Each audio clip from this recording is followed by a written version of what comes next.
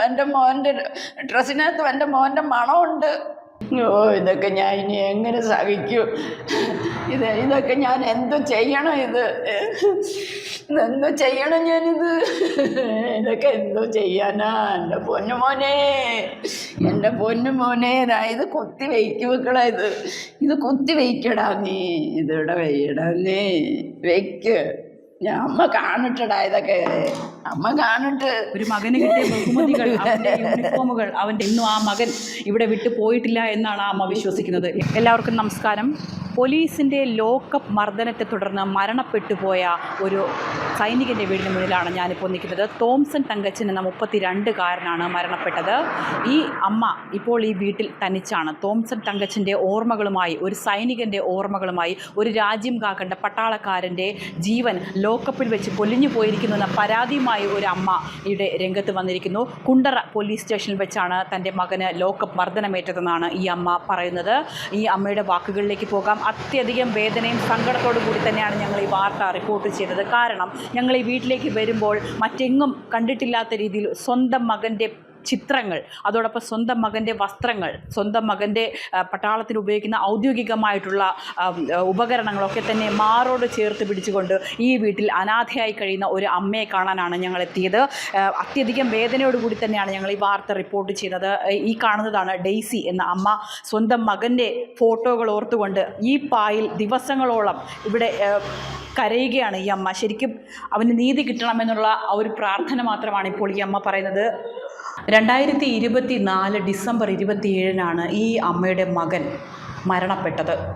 അന്ന് മുതൽ ഈ ദിവസം വരെ ഈ അമ്മ ഈ പായിലാണ് ഉറങ്ങുന്നത്. അവന് നീതി കിട്ടാൻ വേണ്ടിയിട്ട്. അവൻ എന്താണ് ലോക്കപ്പിൽ വെച്ച് സംഭവിച്ചത്, എന്താണ് കുണ്ടറ പോലീസിൻ്റെ ഭാഗത്തു നിന്ന് ഉണ്ടായ വീഴ്ച, ഇതൊക്കെ തന്നെയാണ് ഈ മകന് വേണ്ടി ഈ അമ്മ ഇന്നും ചോദിച്ചുകൊണ്ടിരിക്കുന്നത്. ഈ ചോദ്യങ്ങളൊക്കെ തന്നെ ഉത്തരം കൊടുക്കേണ്ടത് ഇവിടുത്തെ നിയമ സംവിധാനങ്ങളാണ്. അമ്മ ഈ മകൻ്റെ ഫോട്ടോസൊക്കെ നെഞ്ചോട് ചേർത്ത് പിടിച്ചു കൊടുത്ത്, അത് മാത്രമല്ല പട്ടാളത്തിനുണ്ടായിരുന്നപ്പോൾ ഉള്ള ഫോട്ടോകളൊക്കെ തന്നെ നെഞ്ചോട് ചേർത്ത് പിടിച്ചുകൊണ്ടാണ് ഈ അമ്മ കരയുന്നത്.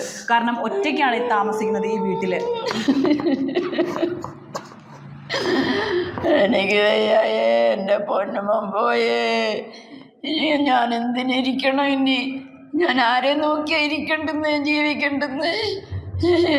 ഒരു മകൻ മാത്രമാണ്, മകളും കൂടിയാണുള്ളത്. ഒരേ ഒരു മകൻ, ഒരുപാട് പ്രതീക്ഷയോട് കൂടി വളർത്തിയ ഒരു മകനാണ് അല്ലേ അമ്മ? ശരിക്കും മകൻ എന്താണ് ഈ ലോക്കപ്പിൽ വെച്ച് സംഭവിച്ചു എന്ന് പറയുന്നത്? ലോക്കപ്പിൽ വെച്ച് ഉപദ്രവിച്ച മർദ്ദനേറ്റാണ് എൻ്റെ കുഞ്ഞ് മരിച്ചത്.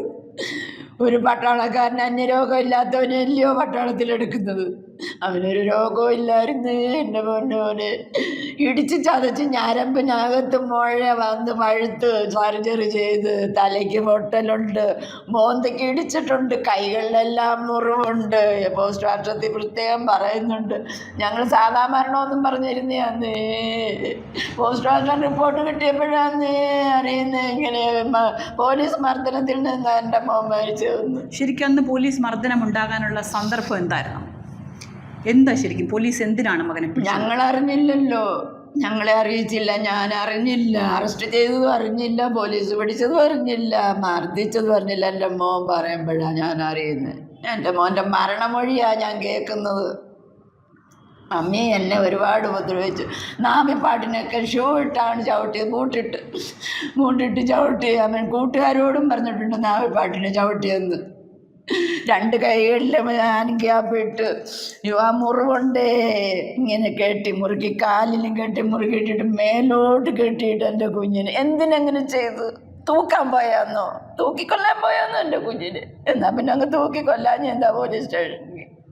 എന്നിട്ടാ ഈ കട്ടിയുള്ള സാധനം ടവലി പൊതിഞ്ഞ് ഈ കരളിൽ നെഞ്ചത്ത് ഈ ഏണിനും എല്ലാം വെച്ച് ഇടിച്ചു കൊടുത്ത് എൻ്റെ കുഞ്ഞിന്. നല്ലൊരു ഉപദ്രവം അമ്മയോട് മകൻ പറഞ്ഞു എന്നോട് പറഞ്ഞേ. എന്തിനാണ് ഈ ലോക്കപ്പിലേക്ക്, ആരാണ് ഈ ലോക്കപ്പിലേക്ക് കൊണ്ടുവരാൻ? എന്ത് സാഹചര്യം പേരയം പഞ്ചായത്ത് പ്രസിഡന്റ് അനീഷാണ് ഇതിനെല്ലാം വഴിയൊരുക്കി ചെയ്തു കൊടുത്തത്. ഈ എൻ്റെ മോൻ്റെ ഭാര്യയുടെ ആൺ സുഹൃത്തുക്കളിൽ ഒരാളായി അനീഷ്, പേരയം പഞ്ചായത്ത് പ്രസിഡന്റ് അനീഷ്. ഇവളുടെ വഴിവിട്ട ബന്ധത്തെക്കുറിച്ച് എൻ്റെ മോൻ സംസാരിച്ചതേ ഉള്ളേ. അതിനാണ് സ്ത്രീധന പീഡനം എന്ന് പറഞ്ഞ് കള്ളക്കേസിൽ വഴക്കുകളുണ്ടായിരുന്നു ഭാര്യയുമായി? നേരത്തെ എന്തെങ്കിലും ഇങ്ങനെ സംസാരിച്ചായിരിക്കുമല്ലോ. ഈ അവിഹിത ബന്ധത്തെക്കുറിച്ച് അവൻ കണ്ടു, മൊബൈലിലും ഒക്കെ കണ്ട്. അങ്ങനെ ചോദിക്കുമ്പോൾ വഴക്കാവുമല്ലോ ഒരു വീടായാൽ. ആ സമയത്തൊക്കെ എവിടെയായിരുന്നു മകൻ താമസിച്ചത്? ഭാര്യ വീട്ടിലായിരുന്നു. അവിടെ വെച്ച് അവരുടെ വീട്ടിൽ നിന്നാണ് പിടിച്ചോണ്ട് പോകുന്നത്. അവരുടെ വീട്ടിൽ നിന്നാണ് പിടിച്ചോണ്ട് പോയത് എൻ്റെ കുഞ്ഞ്. അവിടെ വെച്ച് ഏതെങ്കിലും തരത്തിൽ മർദ്ദനമേൽക്കുകയും? മർദ്ദനമേറ്റതാണോ ഈ പോലീസുകാർ ഇടിച്ച്. ഇത് എവിടെ വെച്ച് നടന്നു ഈ ഉപദ്രവം? ഈ മുറിവുകൾ എവിടെ വെച്ച് നടന്നു? ഇത് ഉന്നത ഉദ്യോഗസ്ഥർ കണ്ടെത്തണം. ഇത് കണ്ടെത്തി ഞങ്ങൾക്ക് നീതി തരണം. ആരൊക്കെ ഉപദ്രവിച്ചവനെ? അവരുടെ വീട്ടുകാർ ഉപദ്രവിച്ചെന്ന് പറഞ്ഞവൻ, അത് കഴിഞ്ഞ് പോലീസുകാർ ഉപദ്രവിച്ചെന്ന് പറഞ്ഞ് എന്നെ അറിയിച്ച ഞാൻ ഈ മുറിവും പാടും കാണത്തില്ലയോ? അതിന് ഒളിച്ചു വെച്ച് എന്നെ അറിയിച്ചില്ല. ഇത് നിഗൂഢമായ ഇവർ കരുതി കൂട്ടി ഒരു പ്ലാനിങ്ങോടുകൂടി ചെയ്ത ഒരു സംഭവമായത്. ജയിലിൽ കൊണ്ടുപോയിട്ട് അറിയിച്ചില്ല. കാരണം ഈ മുറിവ് നമ്മൾ കാണും, ഈ പാടുകൾ കാണും, എന്തായാലും അന്നേരം എതിർക്കുമല്ലോ. അതിന് രഹസ്യമായിട്ട് വെച്ച് ഇവരുടെ സഹായികൾ ഈ ആരെയും അറിയിച്ചെന്നാണ് ഇപ്പോൾ ഈ റിപ്പോർട്ടിൽ കണ്ടിരിക്കുന്നത്. ആരാ അത്? ആരെ അറിയിച്ചു? പിന്നെ ഒരു പോലീസിന്റെ ഒരു സഹായി ആ ഓട്ടോയിൽ ഇവിടെ കൊണ്ടുപോയി. ജനങ്ങളുടെ ജീവനും സ്വത്തിനും സംരക്ഷണം നൽകേണ്ട പോലീസുകാർ ഇങ്ങനെ ചെയ്യും ചെയ്തു. പോലീസുകാർ ചെയ്തു. ഞാൻ കണ്ടതാ പോലീസ് സ്റ്റേഷനിൽ വെച്ച് 2 ആണുങ്ങളെ ഈ ഇടിയം പ്രദീപ് ഇടിക്കുന്നത് ഞാൻ കണ്ടതാ. അമ്മോന്ന് നിലവിളിക്കുന്നു, അമ്മോന്ന്. അവർ താലൂക്ക് ഹോസ്പിറ്റലിൽ പോയി അഡ്മിറ്റ് ആവുകയും ചെയ്തു. ഇവിടൊക്കെ വെച്ച് ഇടിച്ചു കൊടുക്കുക. എന്നിട്ട് ചോദിക്കുക, നിനക്കിപ്പോൾ നോവുന്നോടാ, വേദനിക്കുന്നോടാന്ന് ഈ ഇടിയം പ്രദീപ് ഇടിച്ചിട്ട് ചോദിക്കുക. ഞാൻ അന്നേരം ഈ ഓരോ സാധനങ്ങൾ മേടിക്കാൻ പോയി, ഈ റിസൾട്ടുകൾ.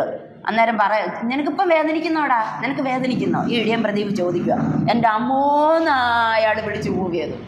ശരിക്കും അങ്ങേയറ്റം വിഷമമുണ്ട്. കാരണം ഈ അമ്മ ഈ മകൻ്റെ ഫോട്ടോസ് എല്ലാം തന്നെ നിരത്തി വെച്ചിരിക്കുന്നു. ആ മകന് കിട്ടിയ ബഹുമതികൾ, ആ മകന് കിട്ടിയ അദ്ദേഹത്തിൻ്റെ യൂണിഫോമുകളൊക്കെ തന്നെ ഓരോ ദിവസവും അലക്കി വൃത്തിയാക്കിക്കൊണ്ടാണ് ഈ മുറിയിലൊക്കെ തന്നെ നൂത്തിട്ടിരിക്കുകയാണ്. ഇവിടെ ഇപ്പോഴും ഈ മകൻ ഇവിടെയൊക്കെ തന്നെ ഉണ്ട് എന്നുള്ളൊരു മണമുണ്ട്. എൻ്റെ മോൻ്റെ ഡ്രസ്സിനകത്ത് എൻ്റെ മോൻ്റെ മണമുണ്ട്. മണപ്പിച്ച് നോക്ക്, ആ മണമുണ്ട്.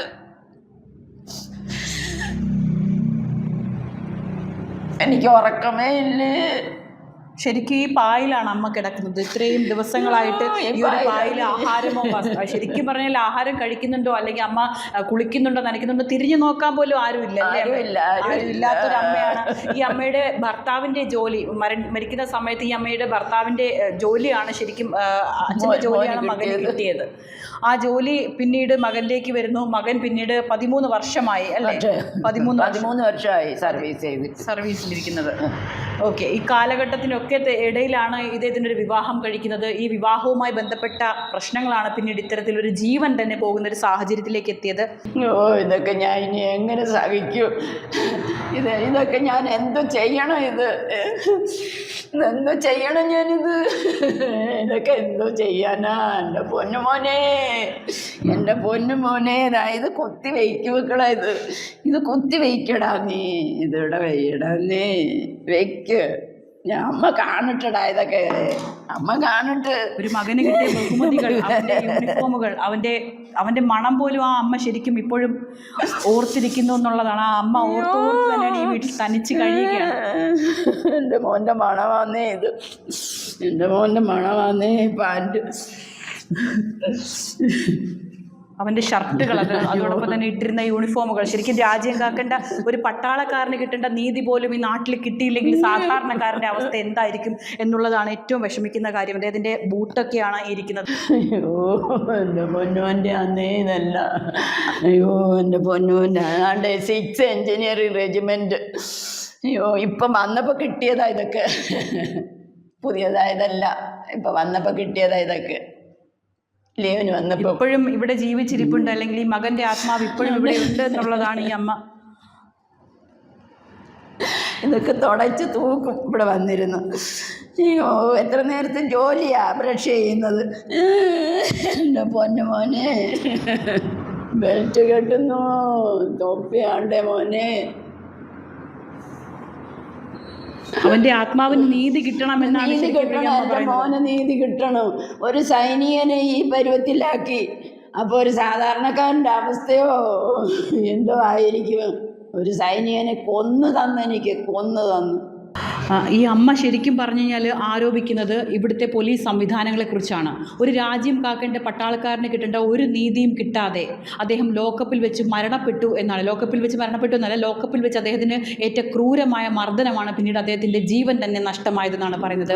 ശരിക്കും ഞങ്ങൾ ഈ വീട്ടിൽ വരുമ്പോൾ ഈ അമ്മ ഇവിടെ തനിച്ചാണ്, ആരും തിരിഞ്ഞു നോക്കാനില്ല. ഒരു പായിൽ കിടന്ന് ഉറങ്ങുകയാണ്. ആ മകൻ്റെ വസ്ത്രങ്ങളും ആ മകൻ്റെ ഫോട്ടോയും ഒക്കെ അതോടൊപ്പം മരണ സർട്ടിഫിക്കറ്റും ഒക്കെ തന്നെ ചേർത്ത് പിടിച്ചുകൊണ്ട് ആ അമ്മ ഉറങ്ങുകയാണ്. ഇന്നും ആ മകൻ ഇവിടെ വിട്ടു പോയിട്ടില്ല എന്നാണ് ആ അമ്മ വിശ്വസിക്കുന്നത്. ഏതായാലും ഈ അമ്മയ്ക്ക് നീതി ലഭിക്കട്ടെ. കാരണം ഇവിടുത്തെ ജനപ്രതിനിധികൾ ആരും തന്നെ ഈ ഒരു വിഷയത്തിൽ ഇവിടെ തിരിഞ്ഞു നോക്കിയിട്ടില്ല എന്നുള്ളതാണ് ഇവിടുത്തെ ഏറ്റവും വലിയൊരു ദുരൂഹത. ഏതായാലും ഈ വിഷയത്തിൽ വ്യക്തമായ ഒരു നീതി ന്യായം ഒക്കെ തന്നെ ഈ അമ്മയ്ക്ക് കിട്ടട്ടെ. ഈ കേസിൻ്റെ അല്ലെങ്കിൽ ഈ വിഷയത്തിൻ്റെ ചുരുളഴിയട്ടെ. മുഖ്യമന്ത്രി അടക്കമുള്ളവർക്ക് ഈ അമ്മ ഇപ്പോൾ പരാതി നൽകിയിരിക്കുകയാണ്. ഇവർക്ക് നീതി ലഭിക്കട്ടെ. ഈ അമ്മയുടെ മകൻ്റെ ആത്മാവിന് നീതി ലഭിക്കട്ടെ എന്ന് ഞങ്ങൾ പ്രതീക്ഷിക്കുന്നു. ക്യാമറമാൻ അരുൺ സാഗറിനോടൊപ്പം ബിലു അനിത്സൻ, വിസ്മയ ന്യൂസ്.